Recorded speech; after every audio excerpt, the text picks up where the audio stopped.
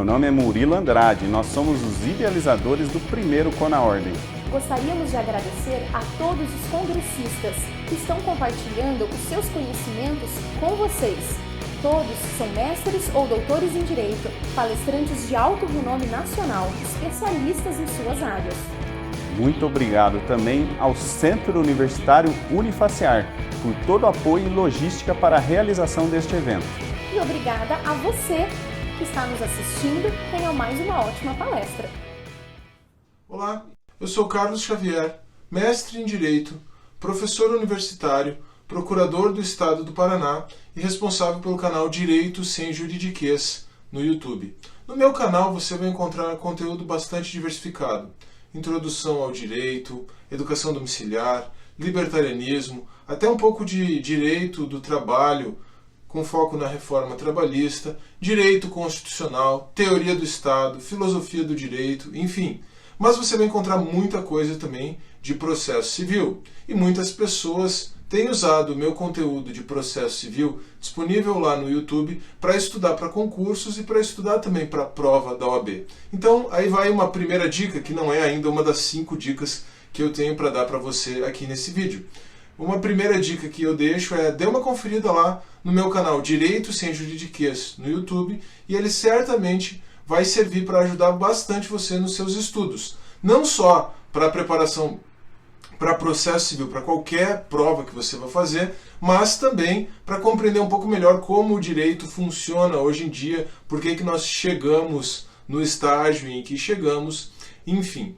Bom, aqui no CONAordem, primeiro, eu gostaria de agradecer à organização pelo convite, parabenizar os organizadores pela iniciativa e lembrar que o meu tema aqui, o tema da minha palestra, são 5 dicas para cravar na prova de processo civil da OAB. E eu preciso esclarecer para você primeiro que o meu objetivo aqui é me focar na prova objetiva, né, na primeira etapa da prova da ordem. Por quê?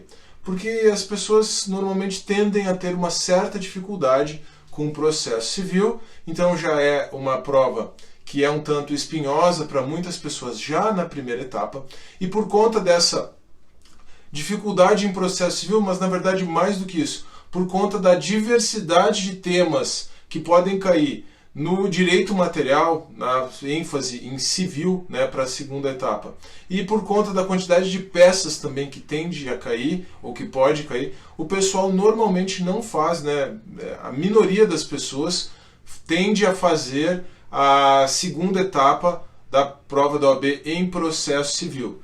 Isso eu posso afirmar a partir da minha experiência como professor do 9º semestre. Eu dou aula de prática de processo civil para os alunos do 9º semestre e eu tenho verificado isso na prática em sala de aula. Então eu pensei que concentrando a minha palestra na prova objetiva, né, preocupado em preparar você para a primeira fase, essa palestra poderia ser mais útil, ser mais interessante para uma quantidade maior de pessoas. Então foi só por isso que eu estou focando na primeira etapa neste momento.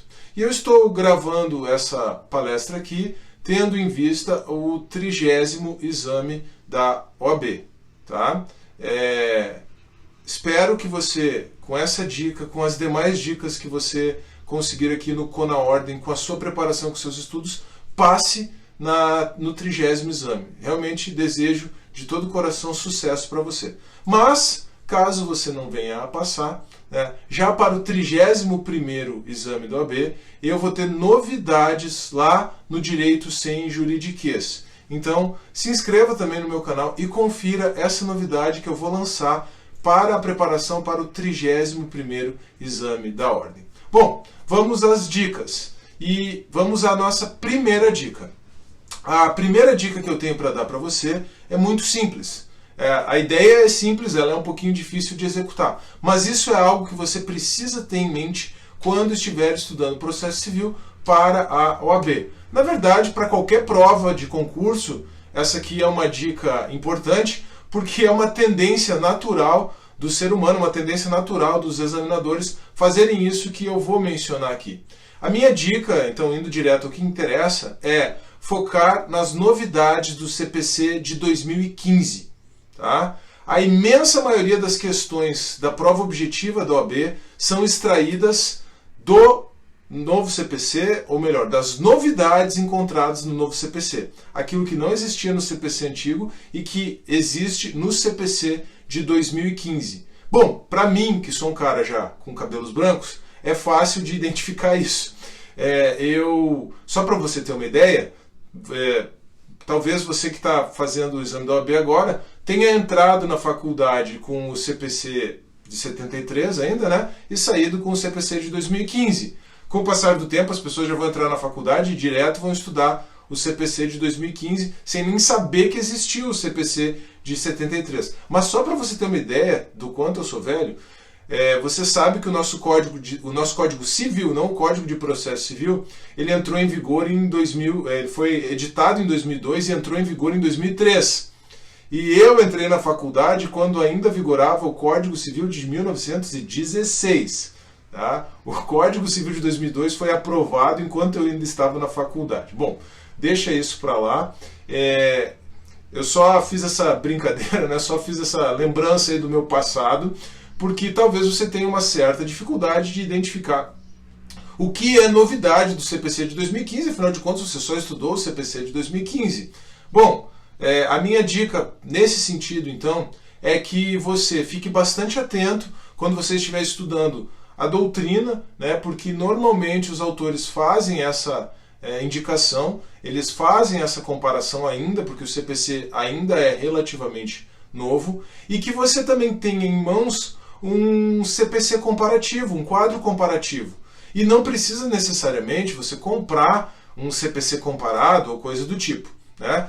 Normalmente você consegue, pesquisando na internet, você consegue bons materiais em PDF e gratuitos. Então, basta que você, esse ponto aqui é importante, eu sei que cai na OAB. Por exemplo, as próximas dicas que eu vou dar são dicas de pontos que caem recorrentemente na prova da OAB, na primeira etapa. A palestra tem esse título, né, para cravar na prova da OAB, mas obviamente só com essas dicas você não vai conseguir gabaritar a prova de processo civil. Mas certamente, se você se concentrar nesses conteúdos, você vai ir muito bem na prova de processo civil. Mas o que você vai notar a partir dessas dicas que eu tenho para dar é que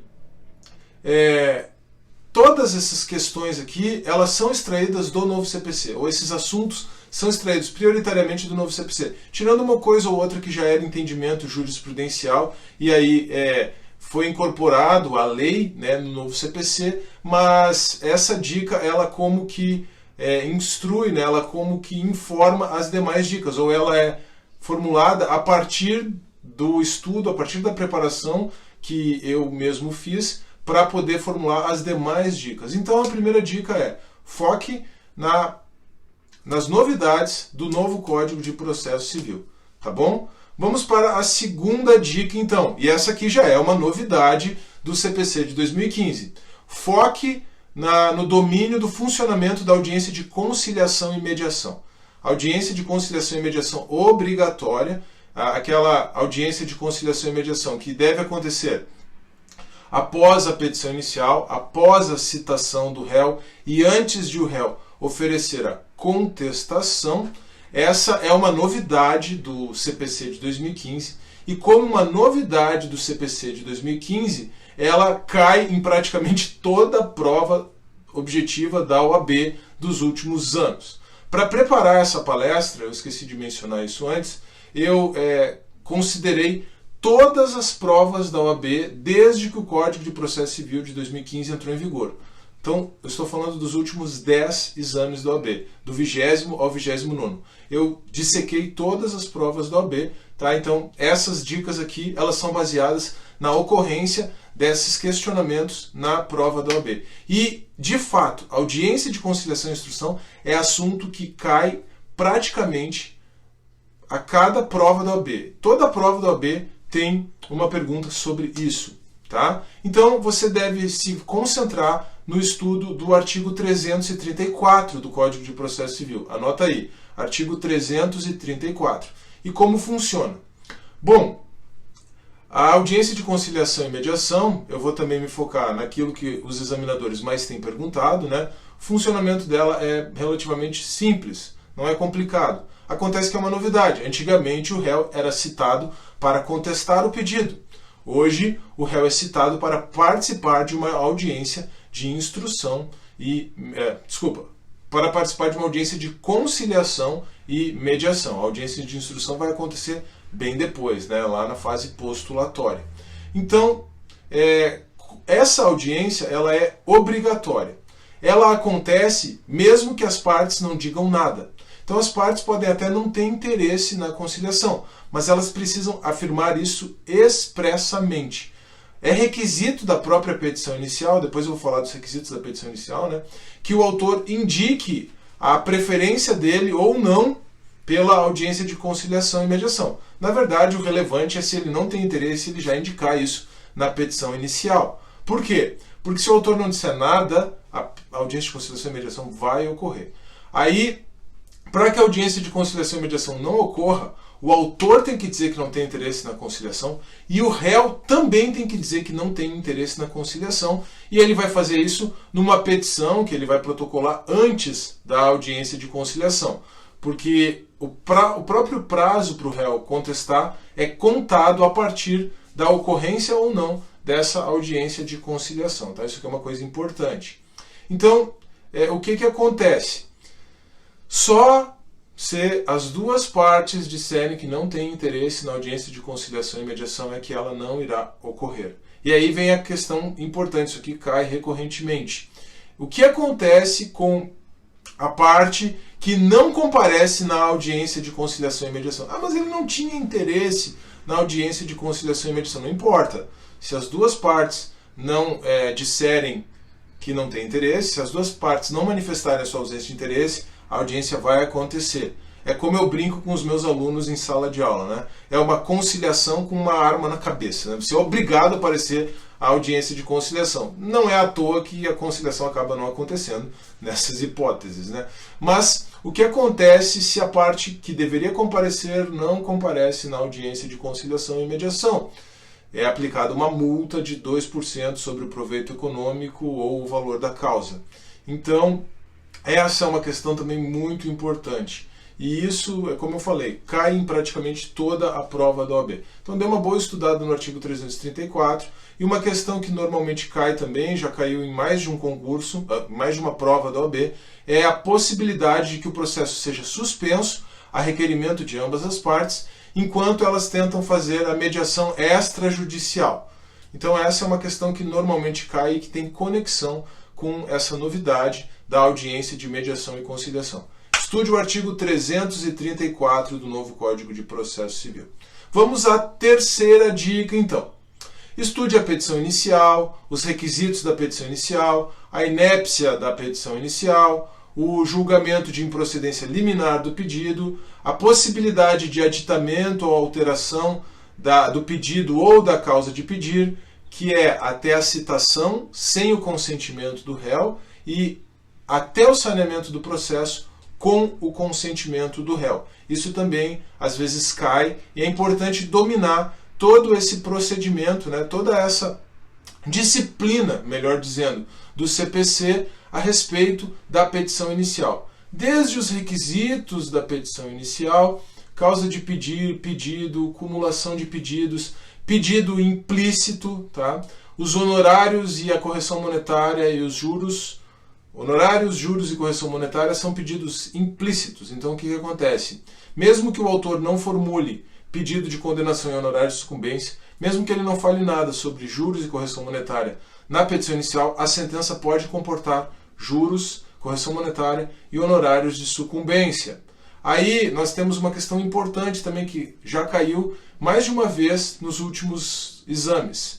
Se a sentença for omissa a respeito dos honorários de sucumbência, a parte vencedora, na verdade o advogado da parte vencedora, pode entrar com uma ação autônoma de arbitramento de honorários de sucumbência.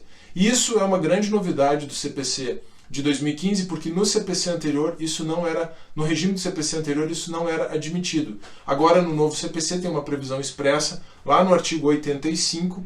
Então, se a sentença for omissa a respeito de honorários de sucumbência, Como honorários de sucumbência são considerados um pedido implícito, é algo que é considerado pedido mesmo que o autor não formule o pedido. Então, é possível entrar com essa ação de arbitramento de honorários de sucumbência, após o trânsito em julgado, após o fim do processo no qual a parte foi vencedora. Mas não estude apenas isso, estude os requisitos da petição inicial, estude a questão da inépcia da petição inicial e, consequentemente, o indeferimento da petição inicial, estude a questão do julgamento de improcedência liminar do pedido, essa possibilidade de aditamento ou alteração da causa de pedido ou do pedido, estude a disciplina da petição inicial. Os artigos são o artigo 319 a 332 do novo CPC. Então eu falei do 334, né? O 333 ele foi vetado, mas nós temos um primeiro bloco de artigos muito importante para ser estudado, considerando a dica anterior, né? É do artigo 319 até o 334. Petição inicial, a disciplina da petição inicial está no 319 até o 332. Você agrega o artigo 334 com a audiência de conciliação e mediação, e aí você tem muito conteúdo para ser estudado para a prova da OAB. Um conteúdo bastante relevante, um conteúdo que certamente vai cair. Alguma coisa do artigo 319 até o artigo 334 vai cair no exame da OAB. E, normalmente, prova objetiva você precisa conhecer o que diz a lei, né? Claro, você vai usar uma doutrina para auxiliar, você vai usar vídeos na internet, de acordo com a sua preferência de estudo, e como eu já dei na primeira dica, como eu falei na primeira dica, use um CPC comparativo para você pensar o que é novidade ali, o que é coisa do CPC de 2015 que não tem no CPC anterior, porque há uma possibilidade muito grande de que esse assunto seja cobrado, então, no exame da OAB. Vamos para a nossa quarta dica. Estude as tutelas provisórias. 319 a 334, né, os artigos que eu indiquei antes. Agora, nós voltamos um pouquinho para o artigo 300 até o artigo 311. E, especialmente, se você vai estudar tutelas provisórias, especialmente estude as tutelas de urgência antecedente e a tutela da evidência. Tutela de urgência antecedente, e especialmente a tutela antecipada antecedente, que é uma das principais novidades aí do novo CPC, e a tutela da evidência. Uma coisa que eu não mencionei já na minha dica anterior, que eu deveria ter dito, é que existe uma playlist lá no Direito Sem Juridiquês só sobre petição inicial. Então, para a terceira dica, complemente aí o que eu acabei de dizer com uma playlist sobre petição inicial lá no Direito Sem Juridiquês, lá no meu canal. E aqui, para as tutelas provisórias, para complementar o seu estudo, também existe uma playlist sobre tutelas provisórias lá no Direito Sem Juridiquês. Mas o que eu estava dizendo é que é muito importante você focar o seu estudo das tutelas provisórias em 2 pontos, porque esses pontos também são recorrentes. É quase certo que um desses pontos, ou até mesmo os 2 pontos, caia numa prova da OAB. São a tutela antecipada antecedente e a tutela da evidência. Mas é claro que para que o seu estudo seja efetivo, né, a respeito desses 2 temas em especial, você precisa dominar bem os conceitos. Porque se você não dominar bem os conceitos, você pode cair em pegadinhas. Isso também tem na prova da OAB e também tem pegadinhas aí quando o assunto é tutela provisória.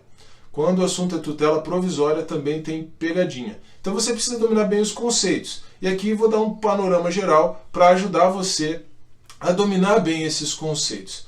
Você precisa saber que tutela provisória é o gênero do qual as tutelas da urgência e da evidência são espécies.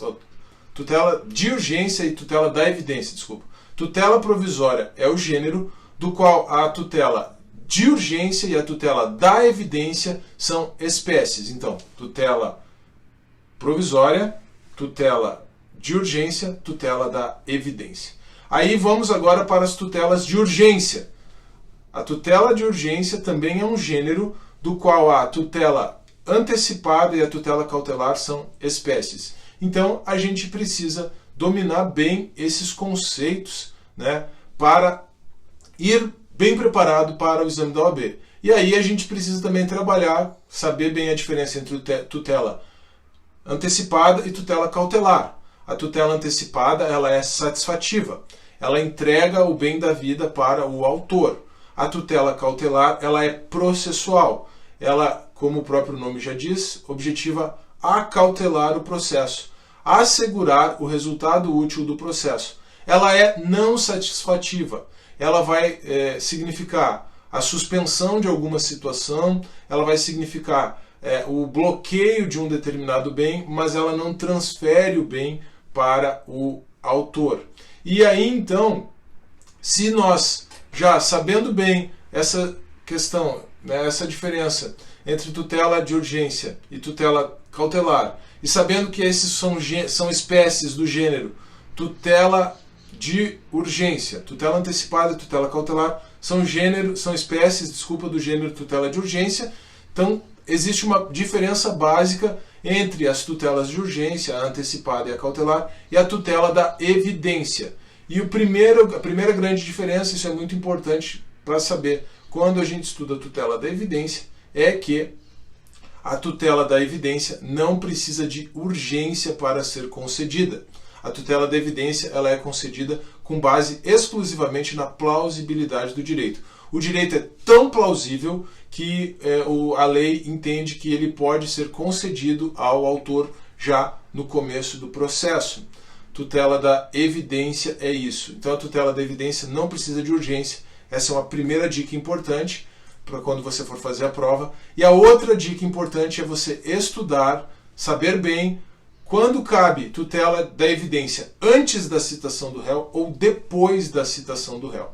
Então, existem situações em que o direito é autoevidente de imediato, como, por exemplo, quando ele é baseado em julgamento do STF ou do STJ em recurso repetitivo ou em incidente de resolução de demandas repetitivas, que é um incidente que tem lugar até mesmo nos tribunais de segundo grau. Na verdade, o CPC fala em julgamentos de casos repetitivos, que é o gênero do qual os recursos repetitivos e o IRDR são as espécies. Então, nesse caso, você tem um direito que é autoevidente, porque ele está amparado nesse entendimento com força vinculante dos tribunais superiores ou até mesmo de um tribunal de segundo grau. Nesse caso, a tutela da evidência não precisa de urgência e pode ser concedida antes mesmo da citação do réu. Mas no caso da tutela da evidência por abuso do direito de defesa, obviamente, a tutela da evidência só pode ser concedida depois da citação do réu, depois da contestação do réu. É preciso verificar que o réu efetivamente abusou do seu direito de defesa, apresentou uma defesa meramente protelatória, apenas para atrasar, ou com argumentos manifestamente descabidos, né? Uma defesa sem pé nem cabeça. Então estude bem o artigo 311, né, a tutela da evidência. Esse panorama geral que eu dei aqui foi apenas para fornecer os instrumentos teóricos, né, os recursos teóricos, para você poder se aprofundar no estudo das tutelas provisórias. Estude bem a tutela da evidência, lá do artigo 311, e estude bem também a tutela antecipada concedida em caráter antecedente. Tutela antecipada concedida em caráter antecedente. Como que funciona isso? O autor faz um pedido, né, redige uma petição inicial, na qual ele não formula ainda o pedido definitivo. Ele apenas descreve a causa de pedir, descreve a urgência e pede apenas a tutela antecipada na petição inicial.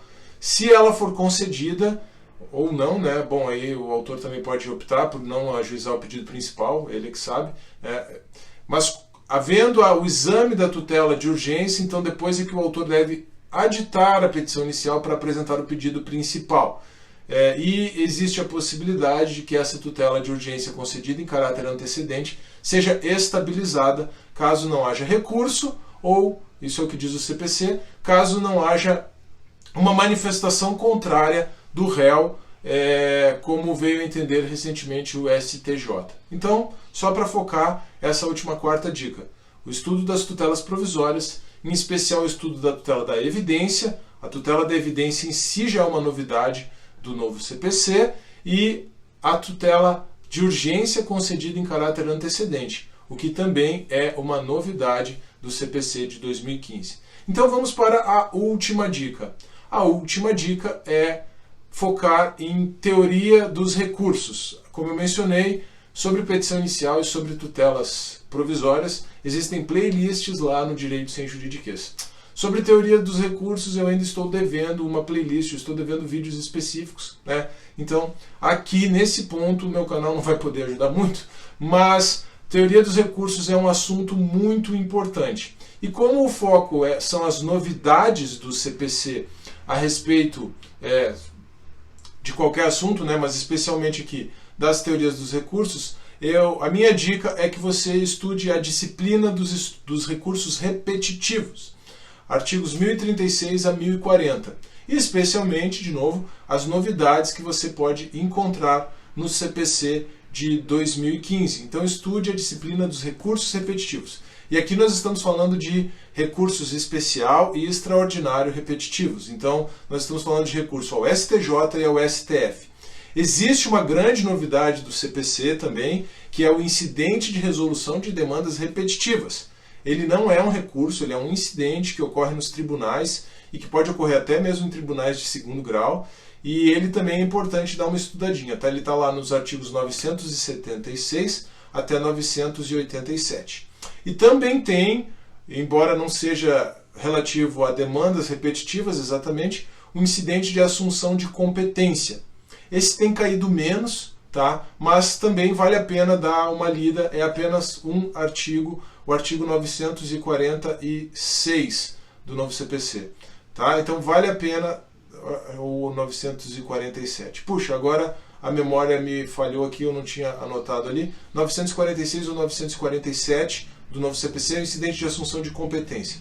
Mas se concentre no IRDR, artigo 976 e seguintes, e se concentre na disciplina dos recursos especial e extraordinário repetitivos, artigo 1036 a 1040. E aqui eu vou me concentrar também, vou dar uma dica de um assunto que é recorrente, que tem caído muito nas últimas edições do exame do OAB, que é específico desse tema do recurso especial e extraordinário repetitivo.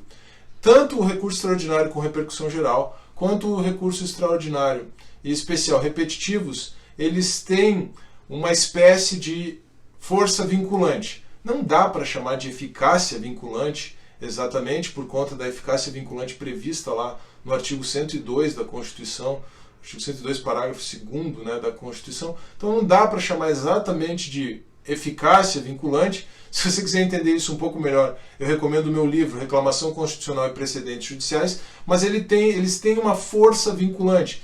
Eles são de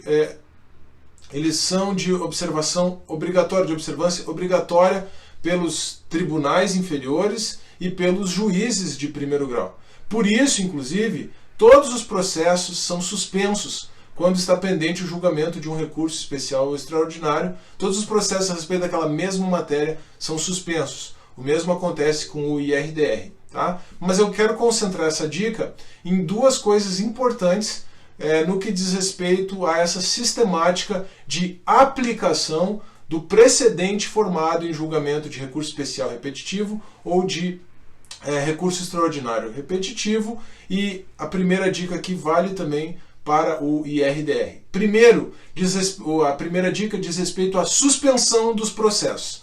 Então, todos os processos precisam ficar suspensos, né, para a aplicação posterior, né, quando houver a decisão do STF ou do STJ ou do tribunal, no caso de IRDR. Todos os processos precisam ficar suspensos até que sobrevenha a decisão e ela possa ser aplicada sobre todos os processos, porque aquela decisão forma um precedente aplicável aos processos.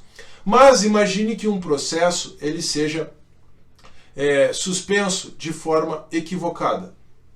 Como faz? O que acontece? Como funciona? Bom, o CPC prevê uma espécie de incidente. Ele não chama assim, mas a única forma que nós temos de compreender isso é que se trate de um incidente processual para essa hipótese de suspensão equivocada. Primeiro, a parte peticiona ao órgão jurisdicional responsável, se é em primeiro grau, peticiona ao juiz responsável, se é em segundo grau, peticiona ao relator ou até mesmo ao vice-presidente, no caso de um recurso repetitivo, de um recurso que tenha sido um recurso especial ou extraordinário interposto que já tenha sido suspenso, e aí vai haver uma primeira decisão do juiz, do magistrado responsável imediatamente responsável pelo processo. Então a parte vai dizer, olha, seu juiz, seu desembargador, excelência, né? Meu processo foi suspenso, mas ele trata de outro assunto, essa suspensão foi equivocada. O juiz vai decidir e dessa decisão cabe recurso. Do juiz de primeiro grau para o Tribunal de Justiça ou para o Tribunal Regional Federal, cabe agravo de instrumento. E do juiz ou do desembargador, né, relator ou até mesmo do vice-presidente, cabe agravo interno. Só não cabe recurso ao STJ ou ao STF. Tá? Então, agravo de instrumento ou agravo interno é o recurso cabível nessa hipótese. E essa é uma novidade do CPC de 2015. Tá? Um procedimento para que seja verificada a distinção do caso concreto suspenso em relação ao caso que vai formar o precedente no recurso especial ou extraordinário repetitivo. Mas nós também temos uma outra questão que é muito importante, que diz respeito agora ao agravo interno e que, na verdade, foi uma consagração no CPC de 2015 de um entendimento que já tinha sido consagrado de forma jurisprudencial pelo STF no regime do CPC anterior, que é o seguinte, uma vez existindo a decisão no recurso repetitivo, no extraordinário, no especial repetitivo, os juízes e os tribunais têm que aplicar obrigatoriamente, né, essa decisão. Se o juiz de primeiro grau aplicar, ainda cabe recurso ao tribunal.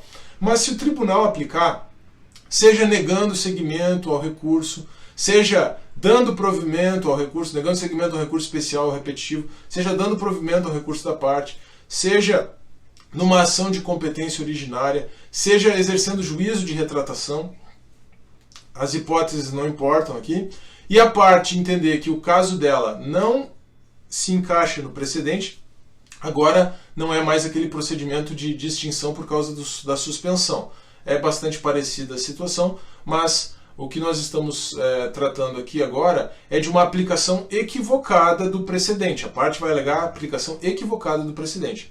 É importante saber que por causa dessa força vinculante, a parte não tem recurso ao STF ou ao STJ. Isso aqui é uma coisa bem complicada na doutrina, até na jurisprudência do próprio STF e do STJ, na doutrina, e eu não vou entrar nesse pormenor aqui, porque você precisa saber uma informação bem objetiva. O recurso que a parte tem é o agravo interno. Tá? Decisão que aplica o entendimento de recurso especial ou extraordinário repetitivo no âmbito do segundo grau não é recorrível ao STF ou ao STJ. Tá? O recurso que a parte tem é o agravo interno. Isso aqui também tem caído bastante nas últimas provas da OAB, vale essa dica. Bom, a minha dica foi no âmbito dos recursos repetitivos, mas eu mencionei, por exemplo, que no contexto lá da suspensão equivocada, você tem a possibilidade do primeiro grau, né, alegar a suspensão equivocada para o primeiro grau, o juiz decidir, e aí o recurso de agravo de instrumento ao tribunal local, Tribunal de Justiça, o Tribunal Regional Federal, enfim. Nessa situação, você tem uma previsão de agravo de instrumento que não está lá no artigo 1015. E aí aqui eu vou aproveitar e dar uma estendida na dica, é quase como se fosse uma sexta dica. Né? Estude a nova sistemática do agravo de instrumento. Tá? O que acontece aqui? Aqui você precisa dominar bem o artigo 1015, saber que ele estabeleceu uma espécie de rol.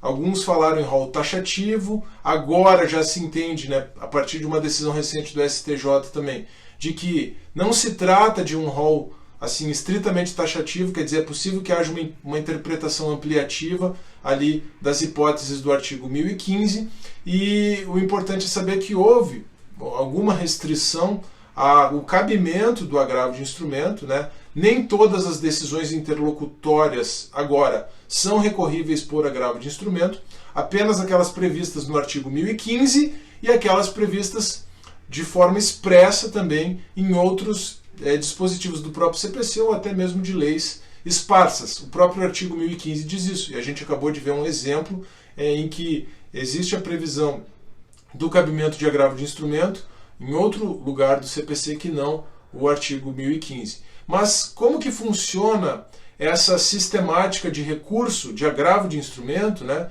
Ou de recurso mesmo, porque pode o agravo não ser cabível, contra decisões interlocutórias? Ou o agravo de instrumento está previsto de forma expressa no artigo 1015 ou em algum outro dispositivo, com a possibilidade de interpretação ampliativa, como o STJ decidiu, né? Ou então a decisão interlocutória só vai ser passível de recurso quando for proferida a sentença e for interposta a apelação. Se a decisão interlocutória prejudica o autor desculpa, fiz uma confusãozinha aqui. Não é por autor e réu aqui. A parte prejudicada por aquela decisão interlocutória vai eventualmente, porque pode ser que ela não tenha interesse em fazer isso, vai eventualmente impugnar aquela decisão interlocutória, recorrer daquela decisão interlocutória, ou como preliminar de apelação, ou como contra-razões de apelação. Então, deixa eu dar um exemplo aqui, e aí fica claro o que eu quis dizer com isso. Antes, só para ilustrar, e aqui são questões que caíram também no exame do OAB, a decisão do juiz a respeito de distribuição do ônus da prova é uma decisão que é passível de agravo de instrumento. Então, se o juiz decide sobre distribuição do ônus da prova, cabe agravo de instrumento. Isso já caiu recentemente em exame da ordem. Agora, se o juiz indefere uma prova, não cabe agravo de instrumento, porque essa situação não está prevista no artigo 1015, e a distribuição do ônus da prova está prevista no artigo 1015. Então, cuidado, aqui a gente pode até se atrapalhar, né? Distribuição do ônus da prova é uma coisa, simplesmente indeferir a produção de uma prova é outra coisa. Então, como que a parte que teve a sua prova indeferida vai fazer? Bom, na verdade vai depender se ela tem interesse em tratar daquilo. Imagine que o autor teve uma prova indeferida e o pedido foi julgado improcedente. Ele pode, na sua apelação, né, alegar que o pedido foi julgado improcedente, inclusive porque aquela prova foi indeferida e por isso houve cerceamento do direito de defesa, ele vai alegar isso em preliminar, e por isso é preciso que a sentença seja anulada para que seja produzida aquela prova. Veja que tudo depende do interesse, que tem um princípio também processual relativo às nulidades, não existe nulidade sem prejuízo. Tudo depende do interesse, tudo depende do prejuízo. Tá? Agora, imagine, por outro lado, que o autor tenha tido o seu pedido julgado procedente. Então, obviamente, ele não tem interesse em levantar aquela nulidade, mas que o réu interponha um recurso de apelação, dizendo que o autor não conseguiu provar adequadamente o seu direito, etc. e tal, e aí, em contra-razões da apelação do réu, o autor vai ter interesse, em tese, né, de alegar que, não, ele está dizendo que eu não consegui provar, mas eu queria provar de forma até mais ampla. Eu pedi a produção de uma prova lá que o juiz indeferiu. Então, caso o tribunal venha a acolher essas alegações do réu, primeiro eles vão ter que analisar a minha alegação de cerceamento de defesa, vai dizer o autor, né, e por isso o processo teria que ser anulado, para que ele pudesse ser baixado, para que essa prova fosse produzida. Então o autor usa isso como uma espécie de defesa no recurso do réu. O importante é saber que esse ponto, né, essa decisão interlocutória, que não foi objeto, que não foi passível de recurso lá por agravo de instrumento durante a fase de conhecimento do processo, ela vai poder ser objeto de preliminar de apelação ou de preliminar de contra-razões de apelação, eventualmente pela parte prejudicada. Então, essa é a dica, essas são as dicas para a fase recursal. Era para ser a quinta dica, mas se você for para pensar, eu acabei dando até 6 ou 7 dicas, né? Mas tudo bem. Vamos só retomar assim para encerrar. Foque nas novidades do CPC de 2015, domine o funcionamento da audiência de conciliação, segunda dica, artigo 334. Terceira dica, domine o funcionamento da petição inicial, artigo 319 a 332. Quarta dica, domine o funcionamento das tutelas provisórias, especialmente a tutela da evidência e a tutela de urgência antecedente, artigos 300 a 311 do novo CPC. E quinta dica, foque em teoria dos recursos, especialmente essa questão do cabimento do agravo de instrumento, artigo 1015, e especialmente a sistemática dos recursos repetitivos e do IRDR, artigos 976 a 987 para o IRDR e artigos 1036 a 1040 para os recursos repetitivos. Se você concentrar o seu estudo de processo civil assim, como eu falei, você não vai exatamente gabaritar a prova, mas eu tenho certeza que pelo menos 50% da prova de processo civil você vai ter uma boa base para responder. Então, de 6, 7 questões que normalmente aparecem ali, você vai estar dominando bem de 3 a 4 questões e com certeza isso vai fazer diferença na sua nota final. Eu novamente desejo sucesso. Lembro você de dar uma conferida lá no canal Direito Sem Juridiquês, nas playlists, aqui para essa nossa aula de petição inicial, a playlist de tutela provisória, né? A audiência de conciliação e mediação também tem vídeo lá no canal. E lembrando que em breve eu vou lançar novidades, quer dizer, após aí o 30º exame da OAB, né? Para o 31º exame da OAB, eu vou ter novidades lá no Direito Sem Juridiquês. Eu espero você por lá, eu espero que essa palestra tenha sido útil para você. Um grande abraço e, de novo, boa sorte e sucesso no seu exame da OAB.